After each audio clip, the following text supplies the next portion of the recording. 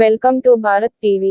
2024లో జరగబోయే ఎలక్షన్స్ కోసం భారత్ టీవీ ఆంధ్రప్రదేశ్ రాష్ట్రమంతటా వివిధ ప్రాంతాలలో ప్రజలు దగ్గర సర్వేలను నిర్వహించడం జరిగింది. ఈ సర్వేల ప్రకారం ప్రజలు ఇప్పుడున్న పార్టీల గురించి వివిధ అభిప్రాయాలను వెల్లడించడం జరిగింది. మొదటిగా వైఎస్ఆర్ సిపి పార్టీ గురించి అడిగినప్పుడు పరిపాలన కొంచెం బాగుందిలే అని అనుకుందామంటే, ఈ పరిపాలనలో పాలన కన్నా దోపిడీ విపరీతంగా కొనసాగుతోంది. ప్రభుత్వం యొక్క భవనాలు గాని, ప్రభుత్వం యొక్క ఆస్తులు గాని, ప్రభుత్వం యొక్క ప్రాపర్టీస్ గాని తాకట్టు పెట్టి డబ్బులు తీసుకోవటం స్వతంత్రం వచ్చిన కాలము నుండి ఇప్పటి వరకు ఏ ప్రభుత్వము ఇంత దారుణంగా ప్రభుత్వ ఆస్తులు తాకట్టు పెట్టి అప్పులు తీసుకోవడం జరగలేదు. అలాగే ఎలక్షన్స్ ముందు కూడా ప్రజల యొక్క ఆస్తుల, స్థలాల, ప్రాపర్టీస్, ఒరిజినల్ పత్రాలను కూడా తాకట్టు పెట్టి వాటి మీద కూడా అప్పులు తీసుకోవడానికి సిద్ధమయ్యింది. ఇంతకన్నా నీచమంగా ఏ ప్రభుత్వము గతంలోనూ భవిష్యత్తులోనూ చేయబోతూ అలాగే ఈ యొక్క అప్పులు తీసుకున్న మనీని 10% మాత్రమే ప్రజలకు తమ వాళ్ళు వారికి ఖర్చు పెట్టి మిగతా 90% నాయకులు, ముఖ్యమంత్రి, ఈ ప్రభుత్వానికి ప్రజలకు మధ్య ఉన్న రాజకీయ నాయకుల బీరువాలలో నింపుకోవడానికి ఈ 90% డబ్బు నాయకులు బీరువాలలోకి దోచుకోవడమే జరిగింది. ఈ యొక్క వైసీపీ నాయకులు పంచుకోవడమే జరిగింది. ఒకవేళ ఈ 2024లో ఈ యొక్క వైఎస్ఆర్సీపీ ఈ పార్టీ గెలిస్తే మొదటగా జరగబోయేది ప్రజల యొక్క స్థలాల ఒరిజినల్ పత్రాలు తీసుకొని వాటిని తాకట్టు పెట్టి అప్పులను తీసుకోవడం జరుగుతుంది. ఇంత నీచమైన పార్టీని గతంలో గాని భవిష్యత్తులో గాని చూడలేము అని అంటున్నారు ప్రజలు. సరే, ఈ అప్పులు తీసుకుని ఏం చేస్తుంది అంటే ఈ యొక్క వచ్చిన అప్పులు అందులో 10% వైఎస్ఆర్సీపీ పార్టీ యొక్క కార్యకర్తలు గాని, ఆ నాయకులు గాని వాళ్ళ సంబంధించిన ప్రజల కోసమే ఈ యొక్క పథకాలు కోసం ఇస్తుందే గాని బయట వాళ్ళకి, ప్రజలందరికీ, అర్హులైన వాళ్ళందరికీ ఇవ్వటం చేయలేదు. ఎంతో మందికి వృద్ధులకు కూడా పెన్షన్ తీసివేయడం, మిగతా 90% డబ్బుని నాయకుల యొక్క బీరువాలో నింపుకోవడం జరిగింది.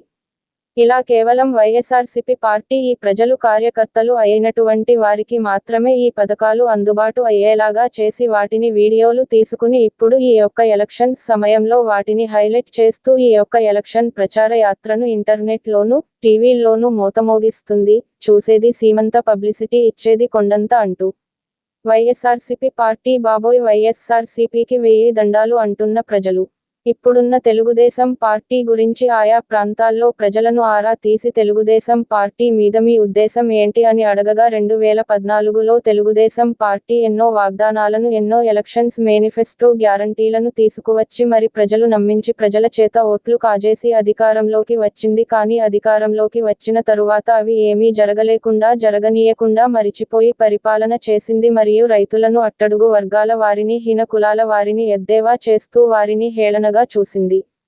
ఈ యొక్క టీడీపీ పార్టీ కేవలం ఏదో టెక్నాలజీ అభివృద్ధి కోసం చూస్తుందే గాని అన్ని వర్గాల వారిని సమన్యాయంగాను, అట్టడుగు ప్రజలు వారిని దేశానికి ముఖ్యమైన వ్యవసాయ రంగానికి అభివృద్ధి పరిచే విధంగానే ఏ విధంగా తోడ్పడదు.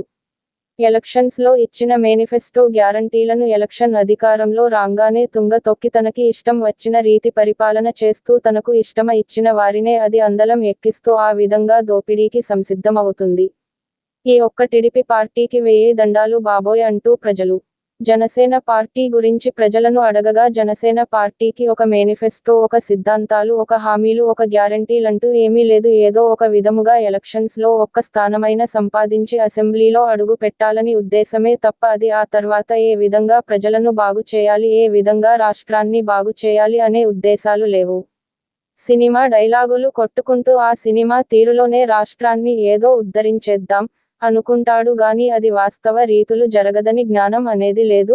ఆ పార్టీని పట్టించుకో అవసరం లేదు. దానికి తగ్గట్టుగానే ఆ పార్టీ టీడీపీలో లీనమవటమే నిదర్శనం. ఈ టీడీపీ పార్టీ మరియు జనసేన పార్టీ బీజేపీ పార్టీలో కలిసిపోవడం మరింత దారుణం.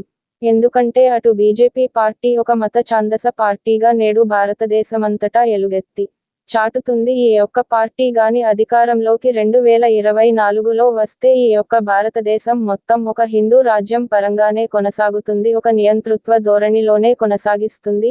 భారత రాజ్యాంగాన్ని, లౌకికవాదాన్ని తుంగలోకి తొక్కి కేవలం మతపర్వ పరిపాలన చేస్తూ ఇతర మతాలను, లౌకికవాదాన్ని పట్టించుకోకుండా ఇతర మతాల వారిని హిట్లర్ వలె నానా హింసలు పెడుతూ వారికి బ్రతుకు నీడ లేకుండా చేస్తుంది ఈ మత ఛాందస బీజేపీ పార్టీ. ఇంకోసారి బీజేపీ అధికారం ఇవ్వం బాబు ఈ పార్టీకి చేతులెత్తి దండాలు పెడుతున్న ఆంధ్ర రాష్ట్ర ప్రజలు. అయితే చివరగా కాంగ్రెస్ పార్టీ మరి మంచి ప్రజాస్వామ్య పార్టీ అంటారా? కాంగ్రెస్ పార్టీ కేంద్రంలో అధికారంలో వస్తే మంచి చేస్తుంది అంటారా అని మీరు భావిస్తున్నారని ప్రజలను అడగగా బాబోయ్ చీ చీ కాంగ్రెస్ పార్టీ చీ చీ కాంగ్రెస్ పార్టీ చీత్కరించటం జరిగింది.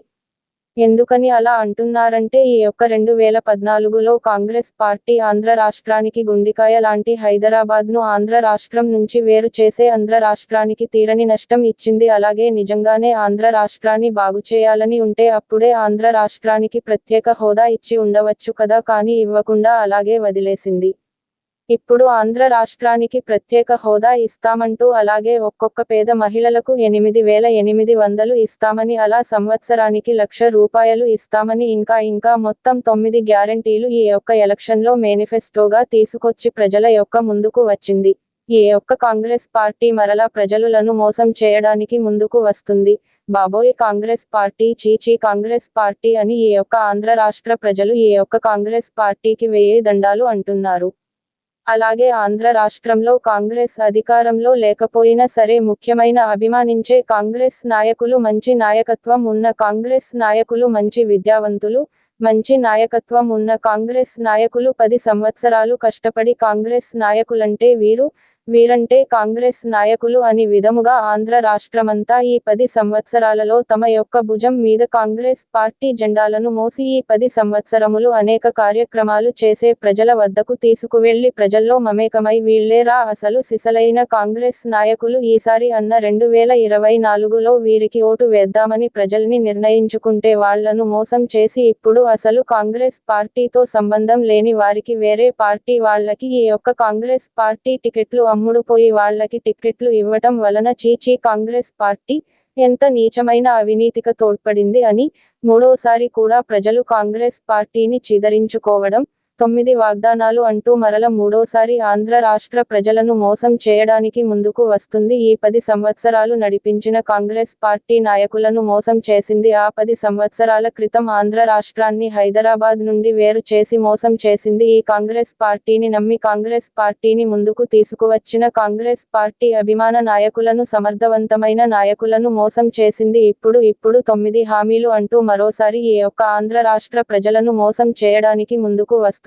చిచి కాంగ్రెస్ పార్టీ దీనికి నమస్కారం, దీన్ని నమ్మటానికి ఇక మాకు అంత ఓపిక లేదంటూ ఈ యొక్క ఆంధ్ర రాష్ట్ర ప్రజలు దారుణంగా ఈ యొక్క కాంగ్రెస్ పార్టీని చెదరించుకోవటం, చీ కాంగ్రెస్ పార్టీ అని ఎద్దేవా చేయడం జరిగింది. మచిలీపట్నంలో కాంగ్రెస్ పార్టీ నాయకులు అంటే మహమ్మద్ దాదాసాహెబ్ ఊటుకూరి శాంతి రాజు అని గత 10 సంవత్సరాల నుండి ప్రజల మదిలో ఒక అలవాటైన పేరుగా చిరకాల ముద్రవేసింది. అలాంటి నాయకులకు మరియు వారి యొక్క అనుచరులైన నాయకులైనటువంటి నల్లబోలు కుమారి చిలుకోటి ప్రసాదు, కొడమంచలి చంద్రశేఖర్, దిలీపు, లింగాల సుధాకర్ లాంటి వాళ్ళు ఈ యొక్క 10 సంవత్సరాలు కాంగ్రెస్ పార్టీని అంటిపెట్టుకొని ఈ యొక్క పని చేయటం జరిగింది. కాంగ్రెస్ పార్టీని వృద్ధిలోకి తీసుకురావడం జరిగింది. వీళ్ళందరూ కూడా ఎమ్మెల్యే, ఎంపీ టికెట్లు కోసం అప్లై చేస్తే వీరు ఎవ్వరికి ఇవ్వకుండా, అసలు పార్టీకి ఒక్క కార్యక్రమం కూడా చేయకుండా పార్టీకి సంబంధం లేని వ్యక్తులకి ఇచ్చి అటు కాంగ్రెస్ పార్టీ నాయకులను మోసం చేసింది. ఈ యొక్క కాంగ్రెస్ పార్టీ అలాగే 10 సంవత్సరాల క్రితం ఆంధ్ర రాష్ట్రానికి మోసం చేసింది. ఇప్పుడు 9 హామీలంటూ మళ్ళా ఆంధ్ర రాష్ట్ర ప్రజలను మోసం చేయడానికి ఎలక్షన్స్ లో ముందుకు వస్తుంది. ఈ కాంగ్రెస్ పార్టీ మరింత నీచమైన, హీనమైన స్థితికి దిగజారుతుంది. చిచి కాంగ్రెస్ పార్టీ అని ప్రజలు తులనాడటం జరిగింది. పెడన అసెంబ్లీ నియోజకవర్గంలో 5 సంవత్సరములు ఇన్ఛార్జిగా ఉన్నటువంటి ఊటుకూరు శాంతిరాజు గత 5 సంవత్సరములో జన జాగరణ యాత్రలో ఒక ఉద్యమముగా ఒక 100 మంది కార్యకర్తలతో పెడనలో విజయ టాకీస్ దగ్గర నుంచి మున్సిపల్ ఆఫీస్ వరకు జన జాగరణ యాత్ర పెద్ద జన సమూహయాత్రగా, ఊరేగింపు యాత్రగా కొనసాగించి ప్రజల్లో ఔరా కాంగ్రెస్ పార్టీ అని, ఇంకా కాంగ్రెస్ పార్టీ మేలుకుంది, మిగతా పార్టీలు పని అయిపోయిందన్నట్లుగా ఒక ఉజ్జీవింపజేశారు. అలాగే హత్సహత్ కార్యక్రమము, అలాగే పెట్రోల్ డీజిల్ పెరుగుతుంటే నిరసన కార్యక్రమాలు, అలాగే అనేక రకాలైనటువంటి నాయకుల యొక్క వర్ధంతి, జయంతి కార్యక్రమాలు ఎలాంటి ఎన్నో జరిపించి పెడనలో ఊట్కూరు శాంతి రాజు కాంగ్రెస్ నాయకులను పునరుద్ధరింప చేయడం జరిగింది. మరల కాంగ్రెస్ పార్టీకి తిరిగి జీవం పోసుకొని మళ్ళా 2024లో ఎలక్షన్స్ లో విజయం సాధించడానికి అవకాశం ఉంటుంది అని ప్రజలందరూ నమ్మి శాంతిరాజు గారికి ఎమ్మెల్యే టికెట్ ఇస్తారని ఆశిస్తే అతనికి టికెట్ ఇవ్వకుండా చివరిలో వైసీపీ నాయకుడు అయిన సొంటి నాగరాజ్ దగ్గర డబ్బులు తీసుకుని అతనికి టిక్కెట్ ఇవ్వడం ఈ యొక్క పెడన ప్రజల మదిలో కాంగ్రెస్ పార్టీ అనే విధంగా మరొక్కసారి కాంగ్రెస్ పార్టీ ఇటు పెడన అటు మచిలీపట్నం ఇంకా ఆంధ్ర రాష్ట్ర మొత్తం కాంగ్రెస్ పార్టీని చీదరించుకునేలా ఈ యొక్క 2024 ఎలక్షన్స్ లో ఎమ్మెల్యే ఎంపీ ఎలక్షన్ లో లిస్టు ఖరారవటం జరిగింది. ఈ విధముగా 2 సార్లు మోసం చేసిన తిరిగి మరల ప్రజలను మోసం చేయడానికి 2024 వస్తున్నా కాంగ్రెస్ పార్టీని ఎవరు నమ్మే స్థితిలో లేరు. దానికి తగిన గుణపాఠం చెబుతాము. చీచీ కాంగ్రెస్ పార్టీ అని తీవ్రంగా విమర్శిస్తున్నారు ప్రజలు. చివరగా ప్రజలను మరి ఏ పార్టీకి ఓటు వేస్తారంటే నిజాయితీగా నిలబడే వేరే ఒక పార్టీ ఏదన్నా వస్తే బాగుండో ఆ పార్టీకి ఓటు వేస్తాం లేదా నోటాకి ఓట్లు వేస్తాం అనే విధంగా ప్రజలు వాళ్ళ యొక్క నిర్ణయాలను తెలపడంలో ఆంధ్ర రాష్ట్రంలో రాజకీయ పార్టీలు ఎంత దారుణమైన అవినీతికి ఇంత హీనమైన నీతిలో ప్రజ మదిలో చోటు చేసుకున్నాయా అని నువ్వెవరు పోవటం మీడియా వారి చివరి అంతా అయింది. ఇప్పుడు ప్రకటించినటువంటి ఎమ్మెల్యే ఎంపీ లిస్టులను వెంటనే క్యాన్సిల్ చేసి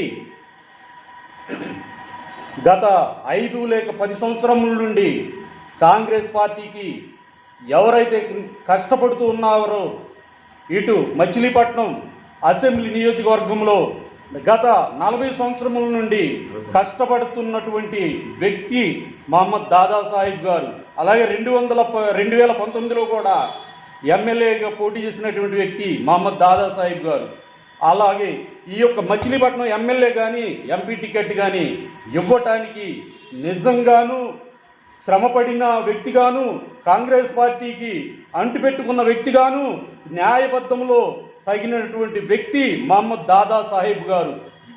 వీరికే ఆ యొక్క ఎమ్మెల్యే కానీ ఎంపీ టికెట్ కానీ ఇవ్వటం సమంజసమైనది.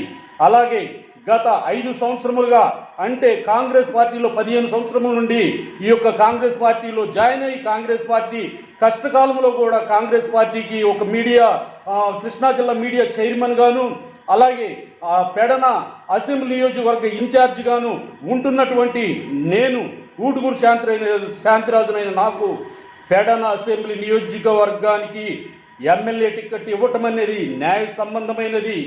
అలాగే అటు ఆర్థిక పరంగాను అటు నాయకత్వ పరంగాను ఎడ్యుకేషన్ పరంగాను అంగబల పరంగాను అన్నిటికీ సమర్థుడైనటువంటి వాడిని నేను కాబట్టి నాకు కూడా ఇవ్వటం సమంజసమైనది, న్యాయపరమైనది, ప్రజాస్వామ్యపరమైనది. ఈ విధంగాను ఇటు పెడన ఇటు మచిలీపట్నం మాకు ఎంపీ టికెట్లు కానీ దాదాగారు ఎంపీ టికెట్ కానీ ఎమ్మెల్యే టికెట్ కానీ ఇవ్వటం సమంజసం.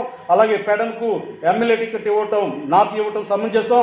అలాగే రాష్ట్రం మొత్తం కూడా ఎవరైతే 10 లేక 5 సంవత్సరం నుండి కష్టకాలంలో ఎవరైతే కష్టపడి కాంగ్రెస్ పార్టీకి జెండాను భుజం మీద మోసుకొని కష్టకాలంలో మోసుకొని ఈ యొక్క కాంగ్రెస్ పార్టీని నడిపించి అలాగే సమర్థత ఎడ్యుకేషన్ పరంగా ఆర్థిక పరంగాను నాయకత్వ పరంగాను ఎవరికైతే ఉన్నదో ఆ లక్షణాలు మీరు ఆ యొక్క లక్షణాలను పరిశీలించి సమర్థుడైన వ్యక్తికే మీరు ఎమ్మెల్యే టికెట్ ఇచ్చినట్లయితేనే అది కరెక్ట్గా న్యాయపరంగా ఉంటుంది. కానీ ఇలా వచ్చి ఒక్క రోజులోనే పార్టీలో జాయిన్ అయ్యి డబ్బులు ఇచ్చి ఆ విధంగా ముడుపులు తీసుకొని టికెట్లు ఇస్తే అది ఏమాత్రం న్యాయమైనది కాదు, ఎవరు సమర్థించేది కాదు.